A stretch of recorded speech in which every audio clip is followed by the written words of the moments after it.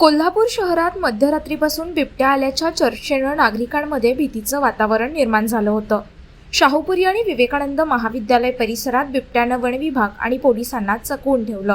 आज दुपारी विवेकानंद महाविद्यालयासमोर घरकाम करणाऱ्या महिलांना बिबट्याचं दर्शन झालं. माहिती मिळताच शाहूपुरी पोलीस ठाण्याचे निरीक्षक संतोष डोके घटनास्थळी दाखल झाले होते.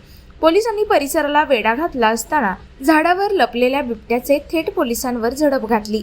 या हल्ल्यात पोलीस कर्मचारी कृष्णात पाटील जखमी झाले. हल्ल्यानंतर बिबट्या नागरी वस्तीत शिरला, त्यामुळे परिसरात गोंधळ उडाला. नागरिकांनी दरवाजे बंद केले. काहींनी बिबट्याचे दर्शन मोबाईलमध्ये कैद केलं. वन विभाग आणि पोलिसांनी संयुक्त मोहीम राबवली. सुमारे 2 तासाच्या शोधानंतर बिबट्या एका गटारीत लपलेला आढळला. सापळा रचून वन विभागानं त्याला अखेर पकडलं. बिबट्याला सुरक्षितपणे पिंजऱ्यात टाकून वनक्षेत्रात हलवण्यात आलं. या थरारानंतर बिबट्या पकडला गेल्याने शहरवासियांना सुटकेचा निश्वास सोडता आला. पोलीस आणि वन विभागाच्या तत्परतेचं सर्वत्र सध्या कौतुक होत आहे.